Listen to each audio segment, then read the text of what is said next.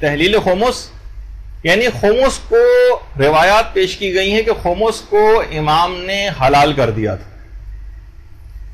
امام نے یا ائمہ معصومین نے خمس کو حلال کر دیا، اس کے لیے کچھ روایات آئی ہیں. اچھا جتنی بھی روایتیں آئی ہیں تقریباً ان کو ہم اب یہ ذرا تھوڑا سا دقیق باتیں ہیں، اب یہ آپ کو 15-20 منٹ تک سننی پڑیں گی. اس کے بعد جو عوامی ٹائپ کے اور کچھ اعتراض ہیں جاہلانہ قسم کے جو لوگوں میں مجتہدین کے خلاف اور ان کے وکلاء کے خلاف کیے جاتے ہیں، ان کے جوابات آگے آئیں گے. بس تھوڑا سا ٹائم آپ کو اور گزارنا ہے. جو دیکھیے خمس کے ائمہ معصومین نے خمس کو معاف کر دیا ہے. اس کی کئی اقسام ہیں، 6 تقریباً قسمیں بنتی ہیں. اس میں پہلی قسم ان روایات کی ہے جس میں ولادت کی پاکیزگی کے لیے خمس کو حلال کیا. یعنی ائمہ نے فرمایا کہ اس وجہ سے ہم خمس کو معاف کر رہے ہیں تاکہ تمہاری ولادتیں پاک رہیں، تمہارے ہاں اولاد حرام پیدا نہ ہو. اس وجہ سے ہم خمس کو معاف کریں. ابھی ان کا مفہوم کیا ہے تو بھی آگے چل کر آئے گا. پہلی روایات کی قسم یہ، کئی روایتیں ان میں پہلی قسم یہ. خمس کی تحلیل کی دوسری جو قسم ہے روایات کی جس میں سخت غربت کی وجہ سے خمس کو معاف کیا گیا، جو بہت ہی کوئی ڈیزرونگ آدمی تھا، کچھ بھی پیسہ نہیں تھا، شدید غریب تھا، اس کے اوپر سے خمس کو معاف کیا. تحلیل خمس کی روایت کی تیسری قسم وہ ہے کہ جب مال غیر مخمس کو جو کہ شیعوں کے پاس منتقل ہو اس میں خمس کو معاف کیا گیا. مال غیر مخمس یعنی جس پر سے دیکھیے بہت سارے افراد ایسے ہیں جیسے آپ بازار میں خریداری کے لیے جاتی ہیں مسلمانوں کے بعد جو کہ خمس کے قائل نہیں. اب ان کے پاس بھی کافی عرصے سے مثلا یہ مال پڑا ہوا ہے جو کہ خمس نہیں نکالتے. اب وہ خمس نہ نکلا ہوا مال آپ خرید کے لے آئیں، اب وہ آپ کے پاس آ کر منتقل ہو گیا. اب آپ کے لیے دیکھا جائے امام کا حق اس میں ہے تو کیا جب تک ہم اس مال کا خمس نہ نکالیں اس وقت تک اس کو استعمال بھی نہیں کر سکتے؟ تو امام نے فرمایا کہ پھر تمہارے لیے خمس کو ہم نے حلال قرار دیا ہے. ایسا مال جو کہ غیر مخمس تمہارے پاس چاہے تو اپنے کسی شیعوں کے پاس سے آ جائے، یہ بھی اس میں تھوڑا سا اختلاف ہے علماء میں، یا مثلا جو غیر معتقد ہیں جیسے کافر ہیں یا غیر شیعہ حضرات ہیں جو خمس کے قائل نہیں ہیں، ان کا مال تمہارے پاس آ جائے جبکہ ان کے مال پر خمس واجب ہو چکا تھا. ایسی چیزوں پر خمس معاف کیا. یہ تیسری قسم روایت کی. ابھی انڈیویجول تو آگے چل کر آئے گی بات. تحلیل خمس کی روایت کی جب چوتھی قسم وہ ہے کہ جب انتہائی سخت حالات اور مظالم کے باعث ائمہ تک خمس کا پہنچانا بہت مشکل تھا، اس وقت امام نے حلال کیے. خمس کو پہنچانے کا مطلب یہ تھا کہ گردن قلم کر دی جائے، سخت قید و بند کی صعوبتیں برداشت کی جائیں اور سخت مظالم برداشت کیے جائیں. ان مواقع پر خمس کو معاف کیا. اچھا تحلیل خمس کی روایت کی 5ویں قسم وہ ہے کہ جس میں خمس کو نہیں بلکہ مال انفال کو جو کہ زمینیں وغیرہ جو حاصل ہوتی تھیں ان کے اوپر امام نے خمس کو معاف کیا. بہت سارے علاقے ایسے ہوتے ہیں جہاں کے لوگ مثلا چھوڑ کے جا چکے ہیں، ان علاقوں کے اندر ان کے مکانات رہ گئے، وہ زمینیں رہ گئیں، ان زمینوں کے اوپر بھی دیکھا جائے امام کا حق تھا. یہ مال انفال کہلاتے ہیں کہ جو بغیر لڑے بغیر قتال کے جو چیزیں ہاتھ میں آ جاتی ہیں یہ امام کا حق ہوتی ہیں. امام نے جو اراضی جو زمینیں تھیں ان کے اوپر سے خمس کو معاف کیا. اور تحلیل خمس کی روایت کی 6ٹھی قسم وہ ہے کہ جس میں بغیر کسی علت و وجہ کے مطلق طور پر خمس کو حلال کیا ہے، جس میں کوئی وجہ بیان نہیں کی گئی، نہ کوئی وجہ، بس مطلق طور پر کہ ہم نے اپنے شیعوں پر سے مثلا خمس کو معاف کر دیا. ایسی بھی تقریباً تعداد 3 روایتوں پر مشتمل ہے جو کہ ہم آگے چل کر ان کی ذوف اور قوت کو جو ہے بیان کریں گے، جو کہ علماء نے اپنی کتابوں میں تحریر فرمائی کہ کتنی اوتھینٹک ہے. تو اب آپ نے یہ چیز دیکھی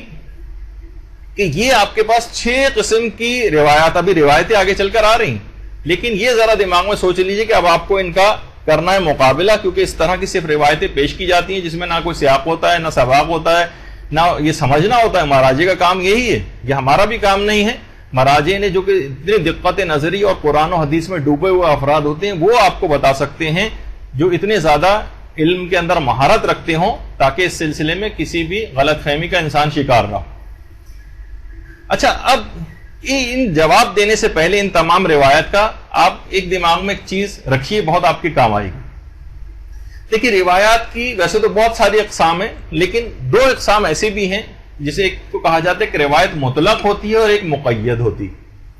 مطلق وہ روایت ہوتی ہے جو بغیر کسی شرط کے نہایت سادہ طریقے سے جس میں حکم بیان ہوتا ہے، نہایت سادہ طریقے سے جو حکم بیان ہوتا ہے، اس میں کوئی کنڈیشن نہیں ہوتی، کوئی شرط نہیں ہوتی، اور بہت سی روایت ایسی ہوتی ہیں جو کسی کنڈیشن اور شرط کے ساتھ ہوتی ہیں، ان کو ہم مقید کہتے ہیں۔ مثلا روایت آ جائے کہ عالم کا احترام کرو، یہ ایک مطلق روایت ہے، یعنی سب عالموں کا احترام کرنا ہے۔ لیکن مثلا اگر دوسری روایت آ جائے کہ خبردار فاسق کا احترام نہ کرنا، تو اب بظاہر ہمیں یہ ٹکراؤ محسوس ہو رہا ہوتا ہے کہ ایک طرف تو امام کہہ رہے ہیں سارے عالموں کا احترام کرو، اور دوسری طرف کہا جا رہا ہے کہ خبردار فاسق کا احترام نہ کرنا مثلا۔ اب جب یہ مطلق اور مقید روایتیں ٹکراتی ہیں تو مقید کو مطلق پر حاوی کر دیتے ہیں، اور ہم یہ کہتے ہیں کہ صرف فاسق و فاجر کا احترام نہ کرو، باقی سب کا احترام کرنا۔ یہ آپس میں ویسا ٹکراؤ نہیں ہوتا کہ بھئی یہ تو بالکل متضاد روایتیں، نہیں، یہ ایکسیپشنز بیان کرتی۔ جیسے آپ نہیں سنتی کہ جناب کرفیو ہے تو کرفیو میں کوئی شخص باہر نہیں نکلے گا، لیکن قانون نافذ کرنے والے ادارے اس سے مستثنا۔ یہ ایکسیپشنز ہیں، یہ مستثنیات ہیں، یعنی اس کا مطلب ہے کوئی باہر نہیں نکلے گا سوائے ان چند افراد کے۔ ہم صرف یہ نہیں کہہ سکتے جب قانون نافذ کرنے والے ادارے باہر نکل رہے ہیں اور روڈوں پہ گاڑیوں میں اور موٹر سائیکلوں پہ گھوم رہے ہیں تو ہمیں کیوں نہیں؟ نہیں، وہ ان کی ایکسیپشن ہے، سب لوگوں کے اوپر اس کا حکم کا اطلاق نہیں ہوتا۔ اچھا، اب یعنی جو روایات اس سلسلے میں آئی ہیں جس میں خموس کو حلال کیا گیا ہے، یہ ایکسیپشنز ہیں، وہ مقید ہیں، وہ کسی شرط کے ساتھ ہیں، وہ اس وجہ سے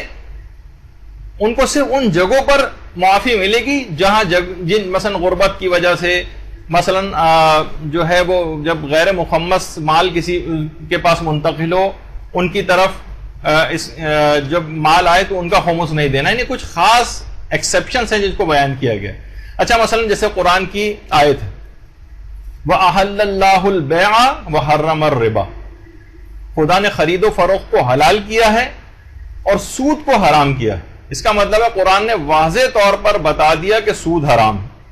لیکن کتنی ہی روایتیں ایسی آئی ہیں مختلف الفاظوں سے جس میں امام نے فرمایا کہ لا ربا بین الولد والوالد وزوج وزوجتہ والعبد والمولا والمسلم والکافر، کہ کوئی سود ہے ہی نہیں جب چار افراد کے درمیان ڈیلنگ، باپ اور بیٹے میں، شوہر اور بیوی میں، آقا و غلام میں، مسلمان و کافر حربی میں۔ اب آپ کہیں گے بھائی روایت کے اندر تو امام فرمانا ہے چار افراد ایک دوسرے کو سود لے اور دے سکتے ہیں، اور جبکہ قرآن کی آیت ہی کہہ رہی ہے کہ خدا نے سود کو حرام قرار دیا، تو یہ تو اس سے ٹکرا رہی ہے۔ نہیں، اس کا مطلب یہ ہوگا کہ یہ زیادہ گہرائی میں جا کر قرآن کی آیت کی حد بندی کر رہی، یعنی جس میں امام یہ بات بیان فرما رہے ہیں کہ باقی سب کے لیے خمس جو ہے، باقی سب کے لیے سود حرام رہے گا سوائے ان چار افراد کے۔ یہ ایکسیپشنز بیان ہو رہی ہیں، حکم سود وہی ہے جو قرآن کے اندر آیا ہے۔ یا جیسے مثلا جو قرآن کا حکم ہے کہ یوصیکم اللہ فی اولادکم، خدا تم کو وصیت کرتا ہے کہ اپنی اولاد کو میراث دو۔ اس کا مطلب ہے ساری اولاد کو میراث ملنی چاہیے۔ اب روایت کے اندر یہ بات آئی کہ بیٹا مثلا اگر باپ کو قتل کر دے تو قاتل بیٹے کو میراث نہیں ملے گی۔ اب آپ یہ تھوڑی کہیں گے بھئی یہ تو آیت قرآن سے ٹکرا رہی ہے، جب قرآن کہہ رہا ہے کہ سب اولاد کو میراث ملے گی تو پھر اس میں قاتل بیٹا بھی آ گیا؟ نہیں، قاتل مثلا کوئی بیٹا اپنے باپ کو قتل کر دے، ملینر بلینر باپ ہو، اس کا لکھ پتی کروڑ پتی اور ارب پتی، اور کچھ سال سزا بھگتنے کے بعد وہ آئے کہہ کہ میرا باپ کا کیونکہ مر چکا ہے، چاہے میں نے اس کو مارا ہے لیکن مجھے اس کی میراث میں سے حصہ دو، نہیں، اس کا میراث کا حصہ ختم ہو جائے گا۔ لیکن قرآن نے نہیں کہا، قرآن نے تو کہا کہ یوصیکم اللہ فی اولادکم، خدا تم کو وصیت کرتا ہے کہ اپنی اولاد کو میراث دو، جو آگے تک آیت چل رہی۔ تو اس کا مطلب یہ ہوا کہ قاتل بیٹے کو میراث نہیں ملے گی، حدیث کے اندر آیا، اور یہ ایکسیپشن بیان ہوئی، یہ استثناء بیان ہوا۔ اسی طریقے سے مثلا کافر بیٹے کو میراث نہیں ملے گی، حدیث کے اندر آیا کہ کافر بیٹے کو میراث نہیں ملے گی۔ اس کا مطلب یہ کہ قتل اور کفر دو ایسی چیزیں ہیں کہ جو کہ میراث کے حق کو ختم کر دیتی، اور باقی یہ حکم ہر جگہ تمام اولاد کے اوپر جو ہے وہ رہے گا۔ اچھا، اسی طرح سے مثلا قرآن نے کہا کہ چور کے ہاتھ کاٹ دیے جائیں، اور ایک زمانہ تھا باقاعدہ، اور سعودی عرب میں آج تک اس کے اوپر اس لحاظ سے علیہ اعلان سب کے سامنے عمل ہوتا بھی ہے، گردن کٹنے تک کے واقعات اور سب کچھ۔ ہمارے ایک دوست ہیں جو ایک دفعہ دیکھ کر آ گئے تھے جہاں گردنیں کٹتی ہیں، پھر ایک ہفتے تک ان کو نیند ہی نہیں آئی تھی، وہ مثلا انہوں نے دیکھ لیا تھا۔ تو بہرحال لیکن اس طرح سے قرآن کا حکم ہے کہ چور کے ہاتھ کاٹ دیے جائیں۔ اچھا، یہ بالکل مطلق حکم ہے، اس میں کوئی ایکسیپشن قرآن نے بیان نہیں کی، لیکن مثلا اگر کیا کوئی 3 سال کا بچہ چوری کرے اس کے بھی ہاتھ کاٹے جائیں گے؟ نہیں، معتبر روایتوں میں یہ حد بندی آئی ہے کہ نابالغ پر یہ احکامات حد جاری نہیں ہوتی، ان پر سزاؤں کا نفاذ نہیں ہوتا. لیکن قرآن نے تو یہ بات نہیں بیان کی. قرآن نے تو کہا ہے کہ نہیں چور کے ہاتھ کاٹ دیے جائیں مثلا. اب یہ نہیں کہا جائے گا کہ احادیث جو ہیں یہ قرآن سے ٹکرا رہی ہیں، نہیں، یہ مزید گہرائی میں جا کر قرآن کی آیت کی حد بندی کر رہے ہیں. اچھا، خمس کے سلسلے میں بھی جو مطلق روایتوں کا ذخیرہ ہے، جو پچھلی بار ہم نے پچھلی نشست میں آپ کی خدمت میں پیش کیا تھا، جو معتبر روایتیں ہیں جو یہ بات ثابت کرتی ہیں کہ خمس کو مطلقاً واجب کیا گیا ہے. اب بعض موارد میں استثناء دیا گیا ہے، جیسے جب کافر سے کوئی مال ملے، جب سخت تنگ دستی کا عالم ہو، جب سخت ظلم کا ماحول ہو، بعض زمینوں جو حاصل ہوتی ہیں وہ امام نے لوگوں پر حلال کی ہیں. تو لہٰذا جب مطلق اور مقید آپس میں ٹکراتی ہیں تو کچھ خاص موارد میں امام نے خمس کو حلال کیا اور استثناء دیا ہے، لیکن اس سے فائدہ اٹھاتے ہوئے ہم عام جنرل پبلک پہ اس کا اطلاق نہیں کریں گے، اور قیامت تک کے شیعوں کے لیے خمس کو معاف نہیں کیا جا سکتا.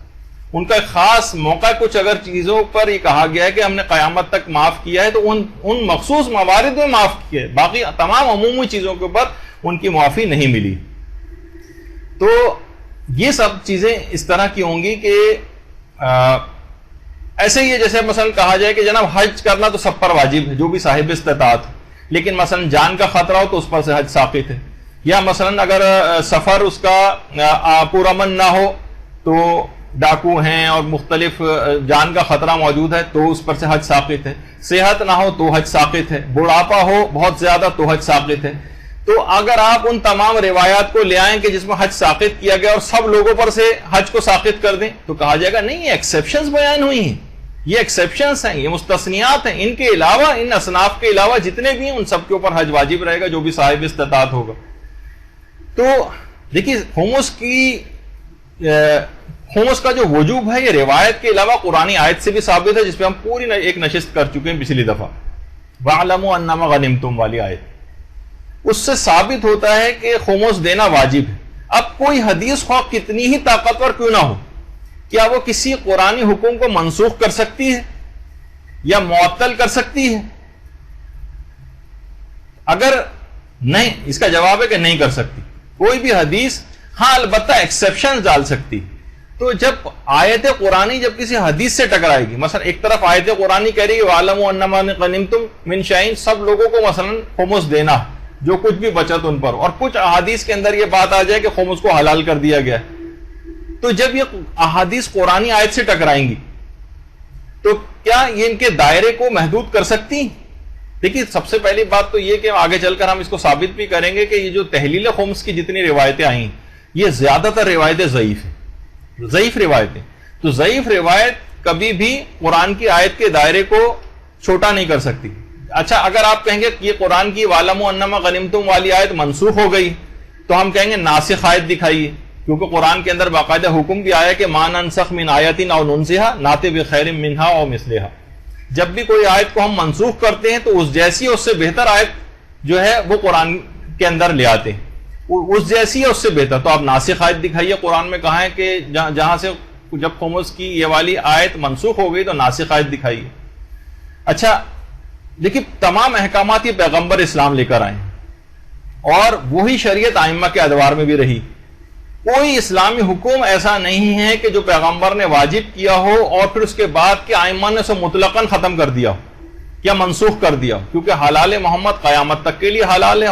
حرام محمد قیامت تک کے لیے حرام. درود بھیجیے محمد والے محمد.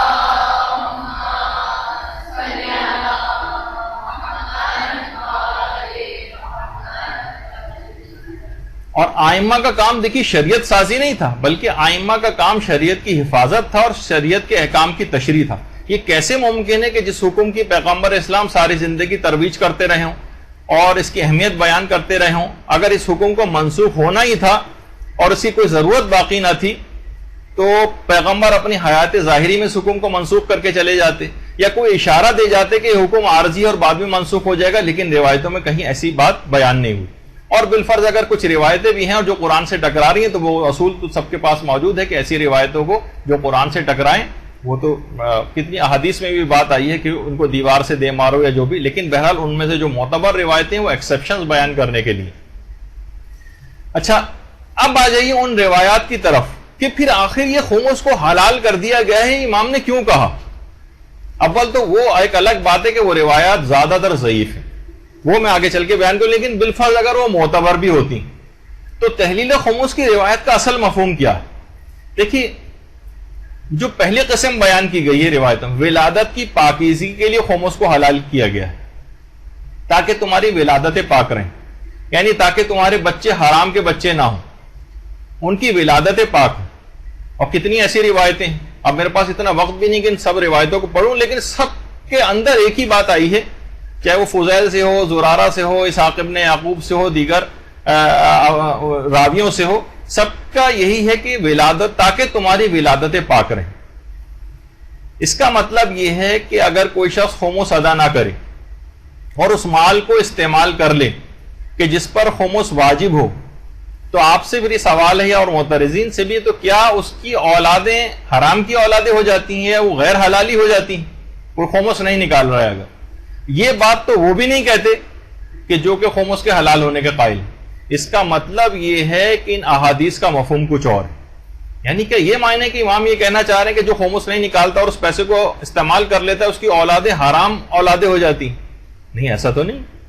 کیونکہ اگر مال حرام سے اولادیں حرام ہوتی تو، اور اس وجہ سے امام نے حلال کر دیا تاکہ ان کے جسم میں حرام مال نہ جائے اور اولادیں حلال رہیں۔ اگر ایسا ہوتا کہ حرام اموال کو استعمال کرنے سے اولادیں حرام ہو جاتی تو دیگر اموال حرام بھی تو جسموں میں جاتی ہیں، ان کا آپ کیا کریں گے؟ کیا ان کو بھی حلال کر دیں گے؟ مثلا جیسے رشوت کا پیسہ ہے، یا مثلا غصب کا پیسہ ہے، ظلم کا پیسہ ہے، یہ اس سے بھی اگر اولادوں کی پرورش ہو رہی ہے تو یہ بھی اولادیں حرام ہو جانی چاہیے، اور ان حرام سے بچنے کے لیے بھی امام کو چاہیے تھا کہ ان چیزوں کو بھی حلال کر جاتے، معاذ اللہ۔ ایسا تو نہیں ہے نا؟ پھر کیا وجہ ہے کہ دیگر اموال حرام تو حلال نہیں کی اور صرف خمس کو جو ہے وہ حلال کر دیا؟ اب ایک سوال، اچھا اب اگر شیعوں پر سے خمس اس وجہ سے معاف ہے کہ ان کی اولادیں پاک رہیں، تو پھر غیر شیعہ مسلمانوں سے نکاح کی اجازت کیوں ہے؟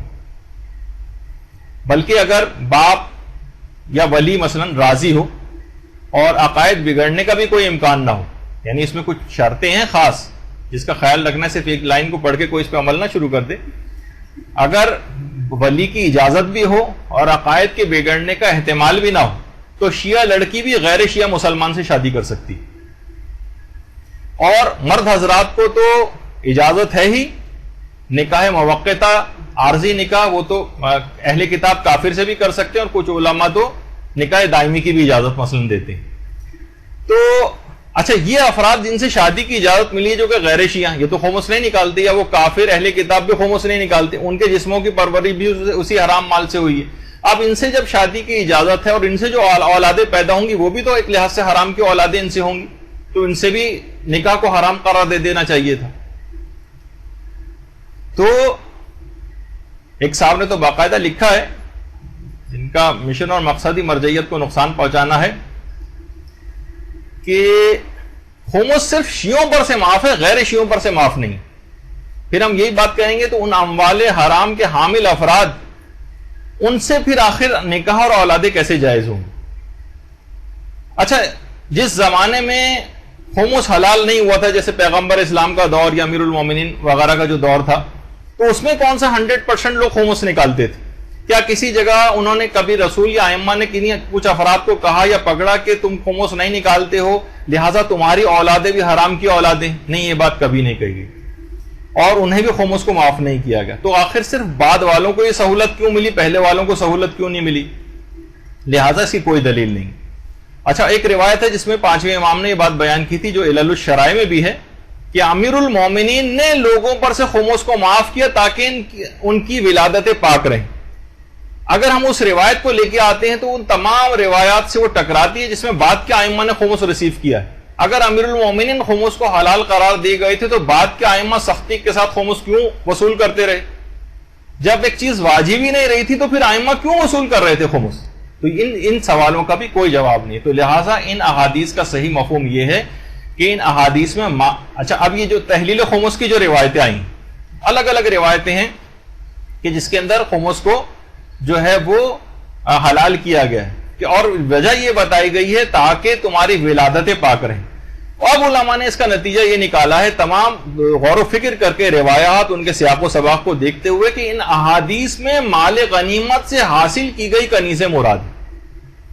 دیکھیں جہاد ہمیشہ اذن امام سے ہوگا۔ اگر حکام جور ظالم حاکم اگر جہاد کے نام پر کوئی جنگ کرتے ہیں اور مسلمانوں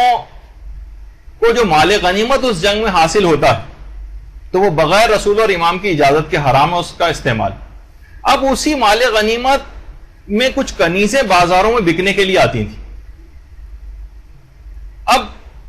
غنائم یہ جتنے بھی مال غنیمت ہوتے ہیں سب رسول امام کا حق ہے، تو مسلمان بغیر خمس نکالے ہوئے مال سے ان کو اگر خرید کر لاتے تو ان کے لیے مباح نہیں ہوتا،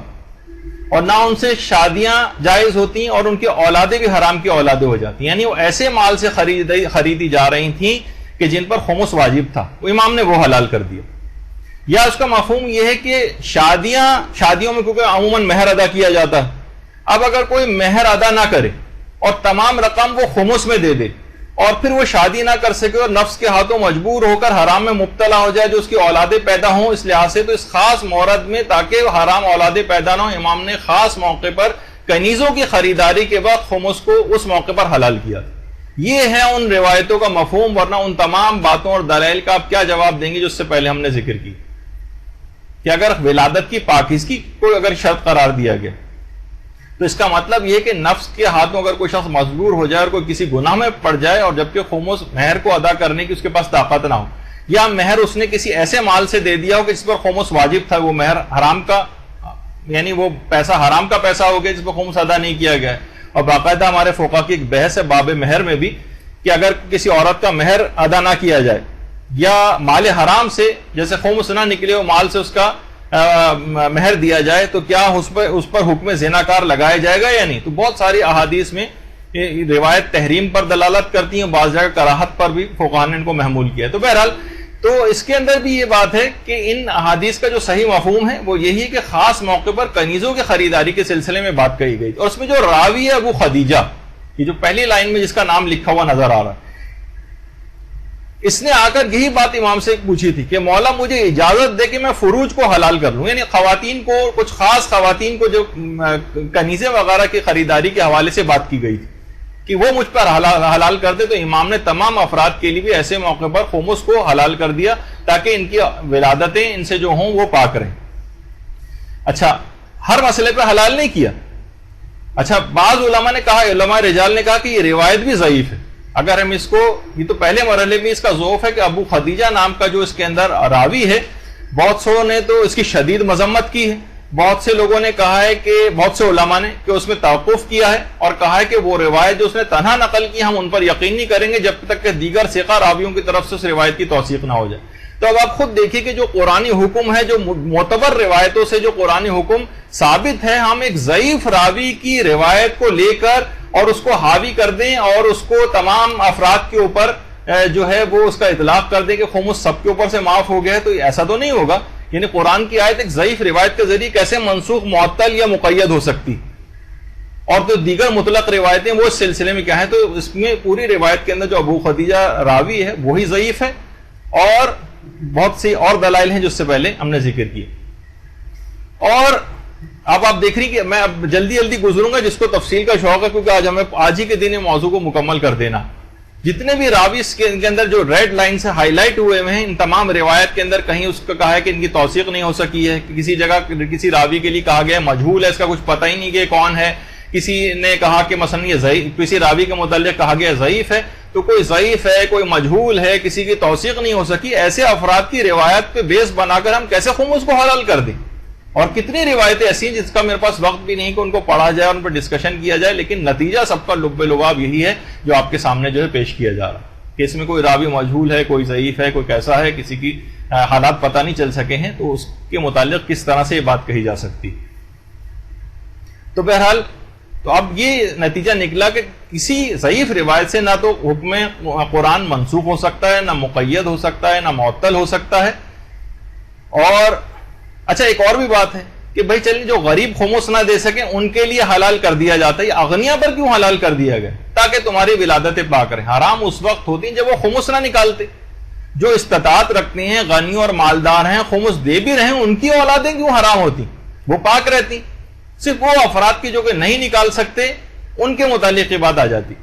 دیکھیے ہر چیز کا سیاق و سباق بھی ہوتا ہے روایتوں کا, کہ مثلا کہا جاتا ہے کہ معاف کر دیا, اس سے کیا مراد ہے؟ جیسے کہ بہت ساری مثلا روایتیں ہیں, جیسے کہ ایک جگہ وسائل الشیعہ میں کہ ایک عرابی امام کے پاس آیا اور کہنے لگا کہ مولا میرا پاؤں پر پٹی بندھی, زخم ہے, پاؤں پر پٹی بندھی ہوئی ہے, میں وضو کیسے کروں؟ امام نے کہا تم پر معاف ہے. بس آپ یہ کہہ سکتی ہیں کہ بس امام نے آئندہ کے لیے سب افراد کے لیے جو ہے وہ وضو کو معاف کر دیا. تو اب کیا معاف کر دیا, اسے کیا مراد ہے؟ کیا وضو معاف ہے؟ یعنی یہ موقع تیمم کا موقع ہے, وضو نہ کرو, یا یہ کہ پاؤں کے اوپر کھول کے جو کھال کے اوپر مسح کیا جاتا ہے وہ معاف ہے, یعنی پٹی کے اوپر سے ہاتھ پھیر لو, یعنی یہ وضو جبیرہ کا موقع. اب یہ دیکھیے علماء اور فقہا یہ بات بیان کریں گے معاف کر دیا اسے کیا مراد ہے. تو بہت سارے لوگ اس طرح سے جاہلانہ اعتراضات کر کے عوام کو گمراہ کرنے کی کوشش کرتے ہیں. تو اچھا, دوسری قسم کی جو روایتیں ہیں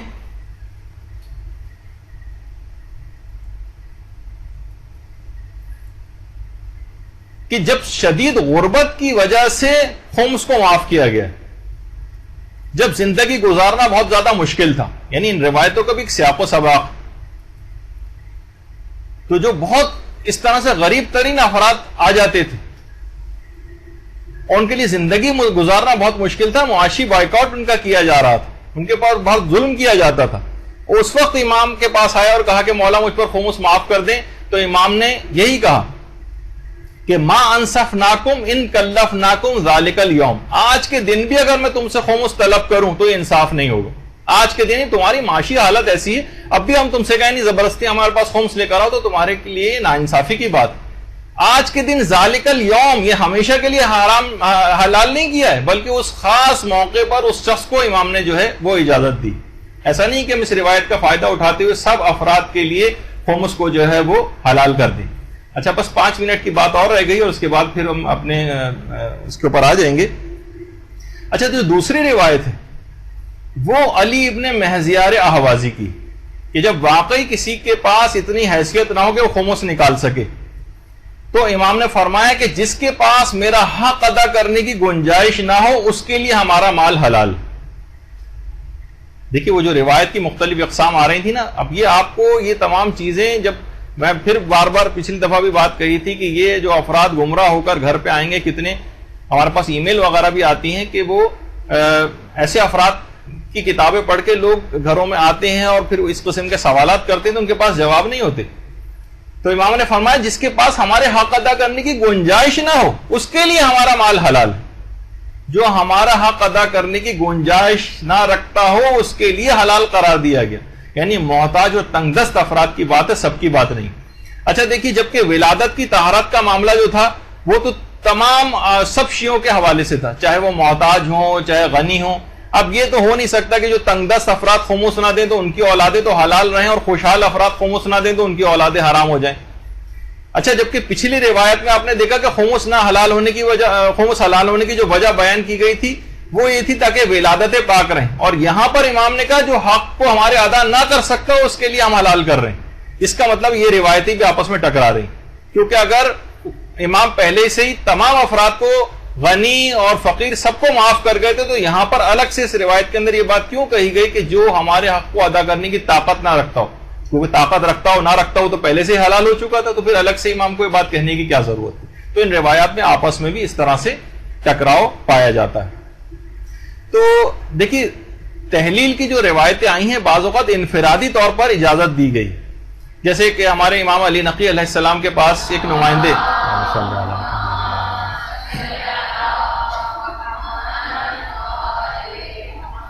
سہل بن محمد سہل, غلطی سے انہوں نے خمس کے 10,000 درہم جو خرچ کر دیے تھے, غلطی سے خرچ ہو گئے, اور یہ امام کے پاس آئے, روایت میں ہے, اور امام سے کہا کہ مولا میں نے جو مال استعمال کر لیا غلطی سے, آپ مجھ پر وہ حلال کر دیں. امام نے فرمایا جو مال تم خرچ کر چکے ہو وہ ہم تم پر حلال کرتے ہیں, اس کی معافی دی جاتی. ٹھیک ہے, امام نے اپنی اسپیشل پاور کو استعمال کیا, تم سے غلطی ہو گئی, اب تمہارے ادا کرنے کی طاقت نہیں, ہم معاف کرتے ہیں, چل. لیکن سب کو تو یہ نہیں کہا امام نے, البتہ روایت میں بھی جملے جو ہیں اس کے مطابق امام نے اس بات کو پسند نہیں کیا تھا کہ تم نے کیوں خرچ کیے. کہا کہ ان اموال کہ جس کے پاس بھی اس قسم کے اموال ہیں ان سے قیامت میں سخت سوال جواب کیے جائیں گے. تو روایت ایک خاص موقع پر ہے, خاص آدمی کے لیے, ہم اس روایت کو عموم نہیں دے سکتے کہ سب لوگوں کے لیے حلال کیا. یا جیسے وہ ایک راوی تھا جو کہ ہمارے 5ویں امام کے پاس آیا تھا، حکم بن علیہ اسدی، اور اس نے آ کر کہا کہ مولا میں بھی مال استعمال کر چکا ہوں، اس طرح کا مجھے معاف کر دیں۔ امام کا جملہ ہے کہ میں یہ تم پر حلال کرتا ہوں، تم پر، اس میں بھی تمام قیامت تک آنے والے شیعوں کے لیے حلال نہیں کیا۔ تو یہ اس سے پتہ چلتا ہے کہ حکم عمومی نہیں تھا، امام نے خاص حالات کو دیکھتے ہوئے، ان لوگوں کی حالت کو دیکھتے ہوئے کچھ خاص افراد کو اجازت دی تھی۔ یہ کیسا ممکن ہے کہ کوئی شخص انفرادی مسئلہ لے کر اپنا آئے اور امام قیامت تک کے تمام شیعوں کے لیے حلال کر دیں اس کو؟ اور باقاعدہ ایک روایت اور بھی ہے کہ جس میں یہ بات کہی گئی ہے کہ ایک مشکل ترین وقت قیامت میں وہ شخص سب سے زیادہ مشکل میں دوچار ہوگا